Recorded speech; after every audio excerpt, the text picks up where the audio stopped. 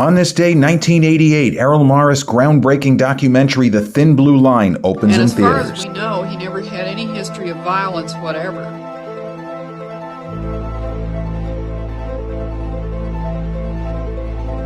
When I'm asleep at night, I close my eyes, I think, why would he do it? He had no background that would lead to murder, no reason to commit a murder. I just felt they prosecuted the wrong person, and I don't know why.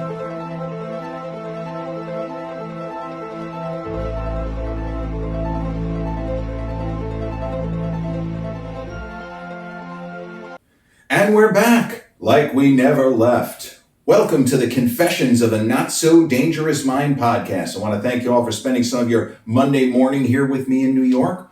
Once again, we're going to skip past all that promotional jazz and get right to the guts of the episode.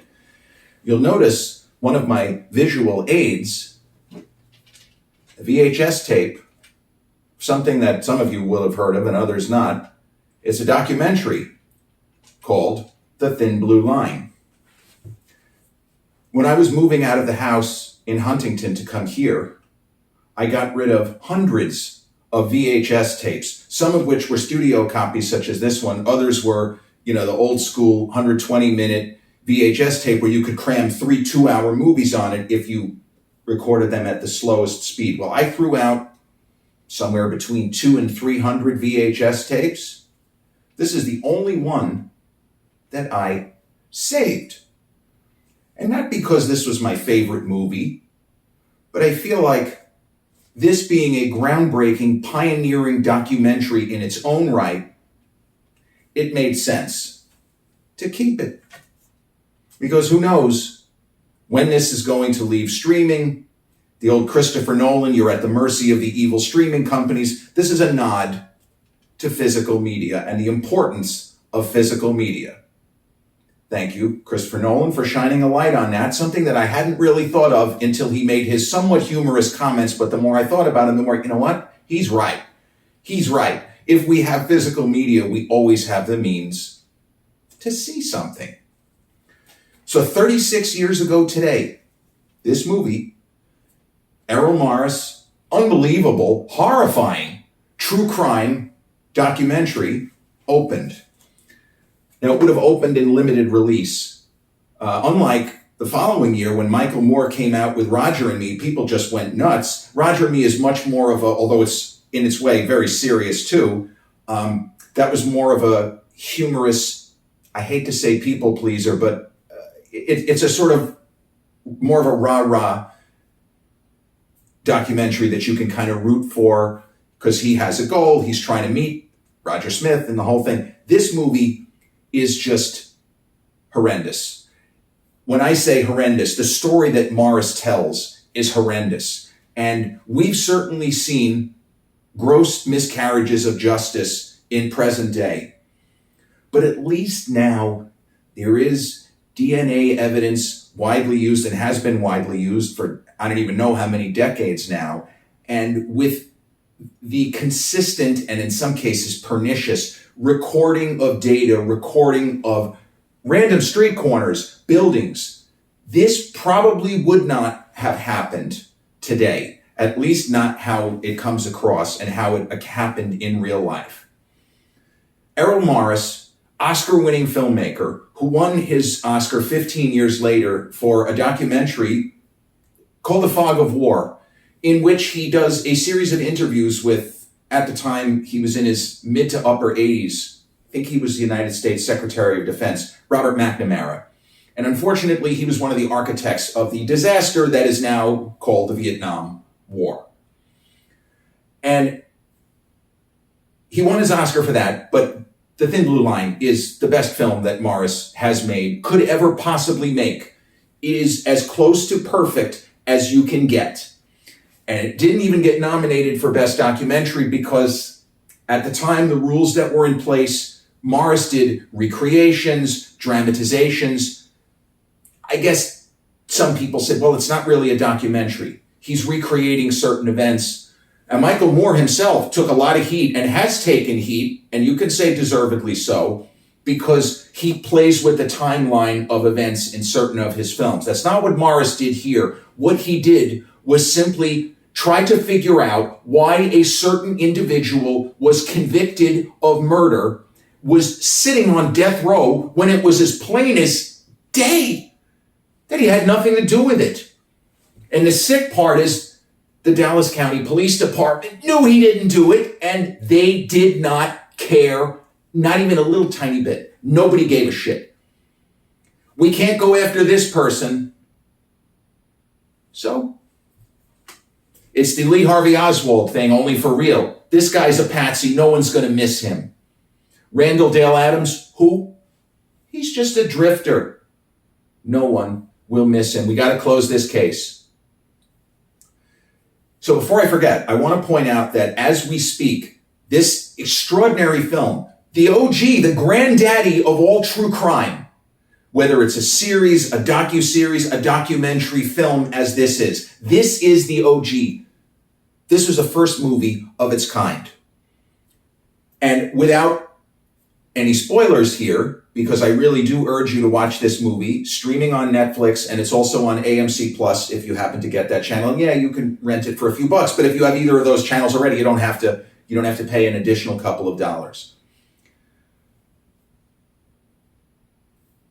The idea of art changing the world, even in a small way, it is something that I have always believed in, that I've always bought into, and I've never subscribed. Even as a kid, when people would say movies are just for entertainment, we shouldn't take people seriously.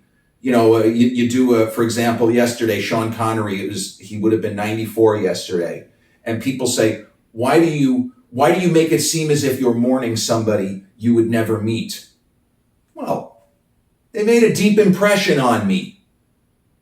I know I'm not the only one. It doesn't mean that you worship or idolize somebody who appears in movies, but you start to feel, even without meeting them, that you know them. And obviously you don't know them, but you respond to the art.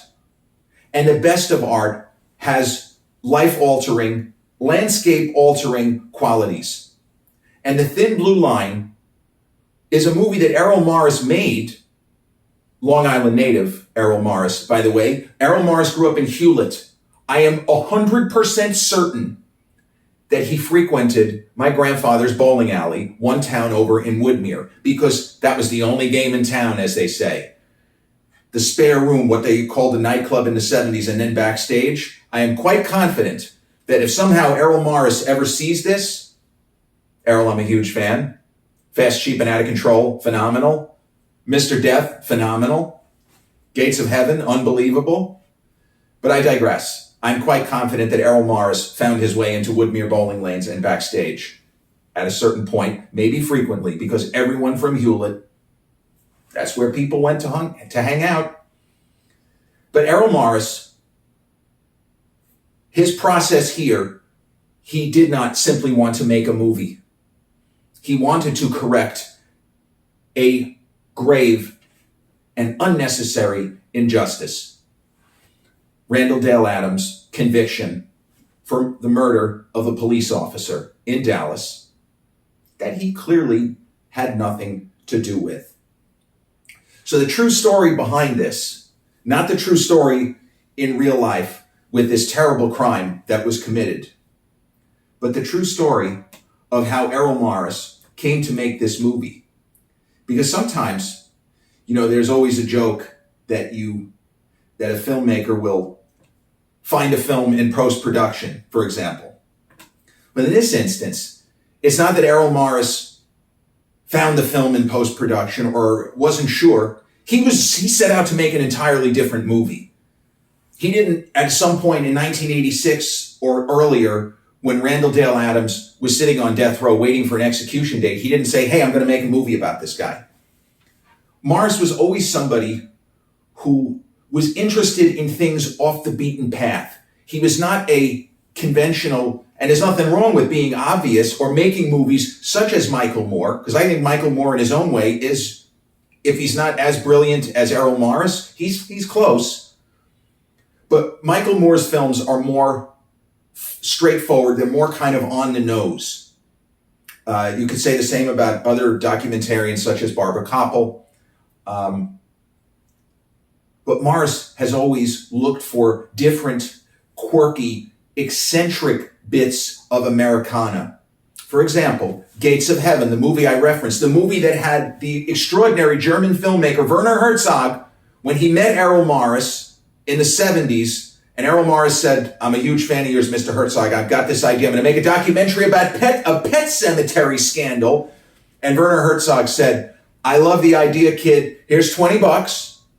You're never going to get this movie made. I appreciate the effort, but there's no chance you're ever going to get this movie made. But if you do, and you won't, but if you do, and you won't, I promise I will come to a premiere and I will eat my shoe. Errol Morris got Gates of Heaven made. According to the late, great Pulitzer Prize-winning film critic Roger Ebert, who I always reference because he's such an important figure, again, to me, I was only in a room with Roger Ebert once, but I feel like he's part of the family, kind of. But certainly my cinematic education and upbringing, Roger Ebert was a big part of it. I read all of his books. But Roger Ebert, he thought Gates of Heaven was Errol Morris's best film. He says one of the greatest documentaries ever made. I think he had it in his top 5. Werner Herzog came to the premiere, ate his shoe. He pan-fried it in garlic and tomato and butter and olive oil. And I don't think he actually finished the shoe, but he ate it. Couldn't have tasted that great. You know, tastes like shoe leather. Wink, wink, nudge, nudge. Sure it did. But that's the kind of filmmaker that Errol Morris set out to be. He would not have started a project looking to prove the innocence of a guy on death row because it's not the way that he works. He made a movie, Mr. Death, about a guy who created humane execution machines for states which still had the death penalty. Fast, Cheap, and Out of Control, a movie about people in lines of work where they're attempting to literally buck nature, go against nature, control things that cannot be controlled. We had an idea for a documentary here about a Texas psychiatrist whose job it was to interview people who were on death row. Guy's name was Griegson. Dr. Griegson. He was nicknamed Dr. Death. Mr. Death is about a man named Fred Lucher Jr., totally different film, which Morris made many years later, I think 2003. But Dr. Death, John Griegson, came under the microscope of Errol Morris. And Errol Morris was interested because this guy was the kind of last line of defense when death row inmates in Texas, I'm not sure if it was specifically Dallas, I feel like it would be the state. Griegson was to interview, maybe do a Rorschach, ask random questions. What do you see when you look at this? All of that. And he was supposed to figure out, is this person beyond any level of therapeutic assistance, or do we just, or can we rehabilitate? Griegson, every single person that he spoke to, I don't know, 80, it was some absurd number. He said, we have to kill him. He did not meet a person on death row that he said anything other than, we need to kill this person. He didn't say, yeah, he can live out his life, just keep him away from sharp objects. No. They called him Dr. Death because he recommended, it's not enough that this person is on death penalty. I recommend that we execute them as soon as possible, or words to that effect. So Morris was fascinated by this. He set out to make a movie about Dr. Death. And then, of course, the famous wrestler years later, Steve Williams. I remember when Steve was, Dr. Death. When I first saw this movie and I knew of the wrestler, I wondered, well, did they get this from the... No, one had nothing to do with the other. Dr. Death, Steve Williams. As he was getting information together to start his documentary on Griegson, he met a death row inmate named Randall Dale Adams, or just Randall Adams, if you prefer. Randall Adams... Guy seemed maybe a little neurodivergent. Didn't have the reactions that you would expect from someone on death row. But Morris asked Adams, first or second time they met, tell about what's your experience with Griegson. And the more that Randall Adams talked about his own case, Morris was curious enough to look into this terrible crime that was committed where a Dallas police officer named Robert Wood was murdered. It was what appeared to be a routine traffic stop. Guy was in a car. He had a busted taillight.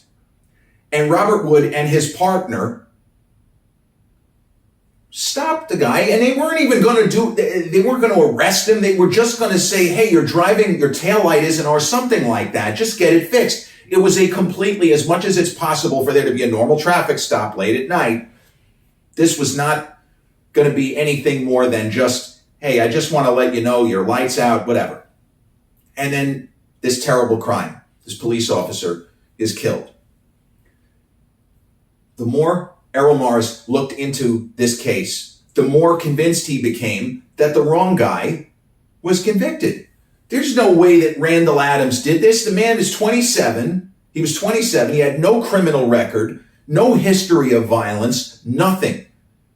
The kid that he told me probably did it, he got a rap sheet a mile long. And he was on the run from the cops because he had committed other crimes. How could Randall Adams, and when the synapses connected in Errol Morris's brain, he knew he was not making a movie about Dr. Griegson.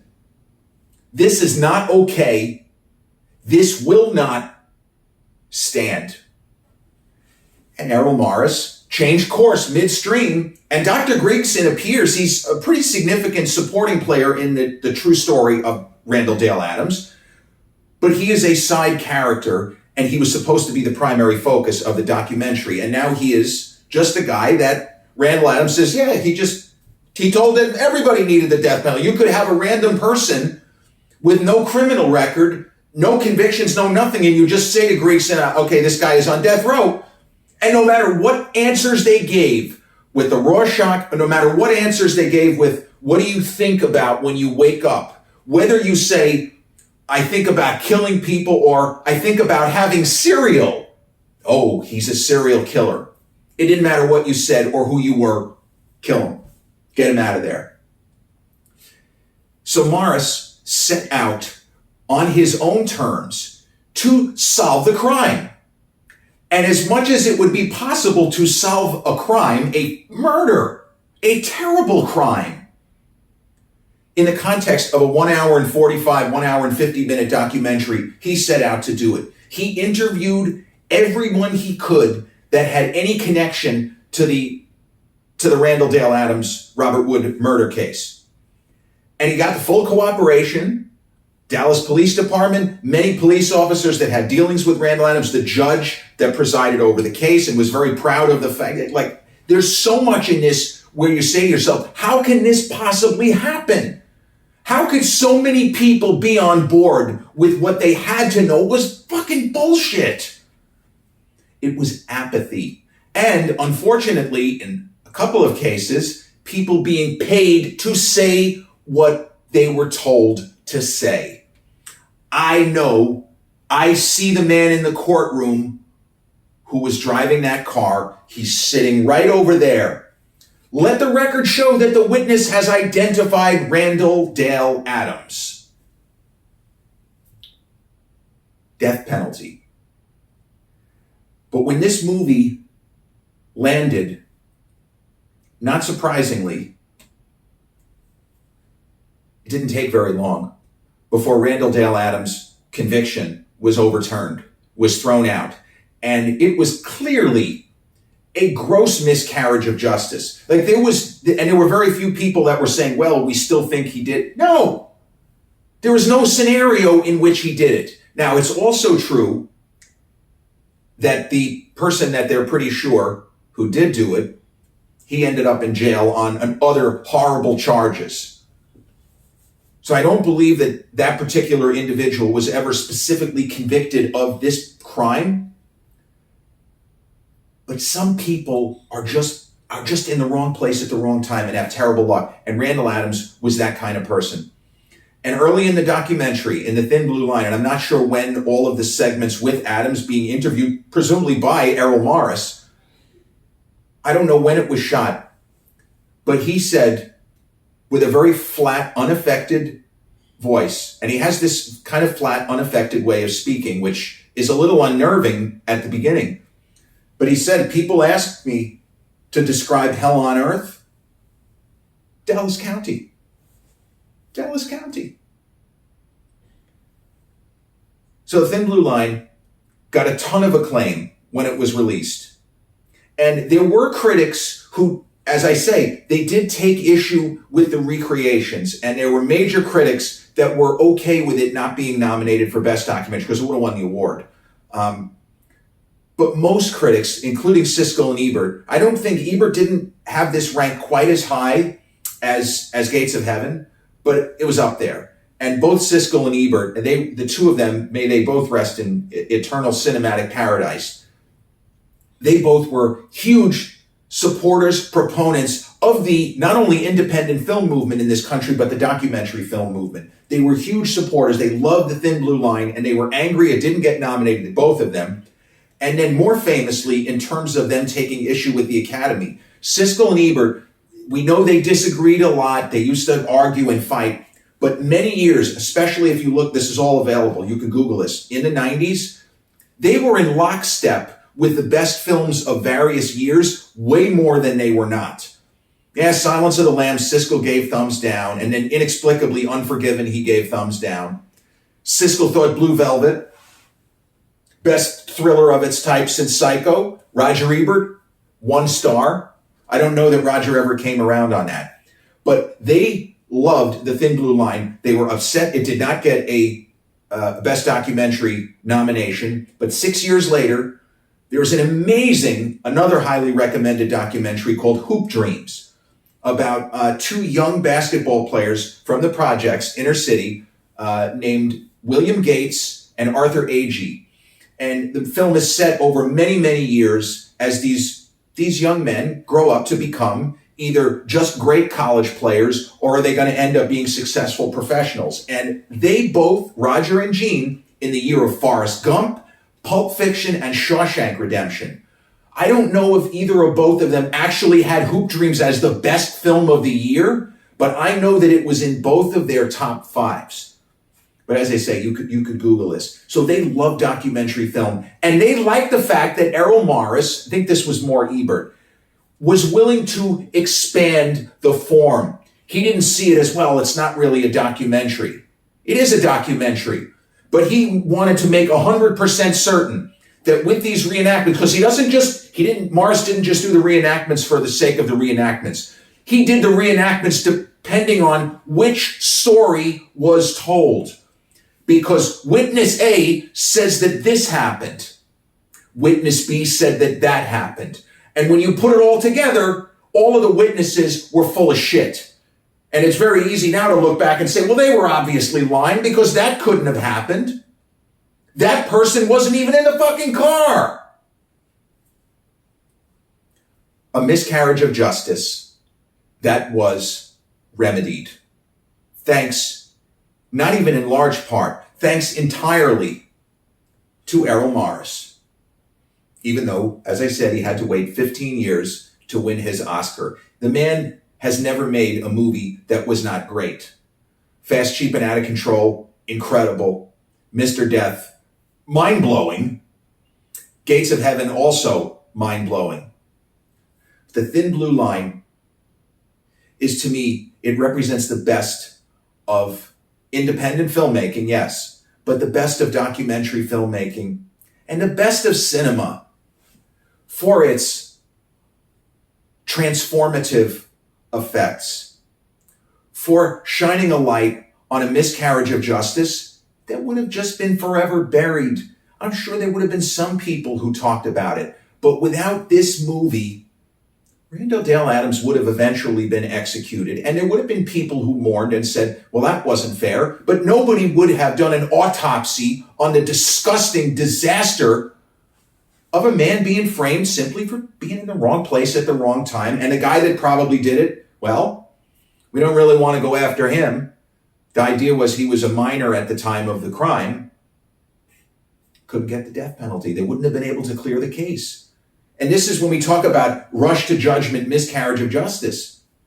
It's stuff like this. There are different kinds of gut-wrenching documentaries. I think about Capturing the Friedmans was as vicious and brutal as anything I've seen. Girl in the Picture from a couple of years ago. That's going down a similar kind of rabbit hole as The Thin Blue Line. But neither of those films changed the form, didn't change the form, or made an actual difference in one person's life. And the ripple effect and the understanding, it is possible to change the world, even if it's one man who was wrongfully convicted. It was worth all of that time and effort to show this is not okay. We got to do better. Because it isn't always about people being corrupt or people just closing their eyes. Sometimes people just make mistakes. And I am certain that there are many people involved that were deeply involved in the Randall Adams case who really thought he did it. But there were definitely a lot of people who either weren't sure or just didn't care. And it's the apathy that Randall Adams presumably went after. And, mild spoiler, he succeeded. And this is a film that will always be remembered for that reason, but also it's just a really gripping, incredible music by Philip Glass, by the way, a composer I adore. He did the score for the original Candyman, and also a lot of his work was used in The Truman Show. So Philip Glass, an absolute home run hitter, an extraordinary composer of film music, his music score. The movie plays like a mystery, almost a suspense thriller, and there are moments where you're really on the edge of your seat, even though it's a documentary. It's super entertaining. This is not a dry recitation of, well, this guy didn't do it. It is an hour and 45, an hour and 50 minutes of mind-blowing entertainment. Even though Morris couldn't have been setting out to make a movie to entertain people, he had a point and a purpose. But it is very entertaining, and it has the magical 100% fresh on Rotten Tomatoes. Every critic whose review was recorded gave this film not just a thumbs up, but a big thumbs up. The Thin Blue Line, released on this day, 1988, directed by the amazing Long Island, New York, Hewlett, New York, 5 towns, native, and future Oscar winner for The Fog of War, Errol Morris. This has been episode 288 of the Confessions of a Not So Dangerous Mind podcast. I want to thank you all for spending some of your Monday morning with me here in New York. If you caught this episode on the YouTube channel, haven't done so already, please click like, subscribe, comment, share, turn on those notifications. Or if you catch this episode on the audio platforms such as Podbean, Spotify, iTunes, or the others in which we're hosted, same general rule applies. Click like, subscribe, share, and turn on those notifications. I'll be back with a new episode real soon. Till then, peace.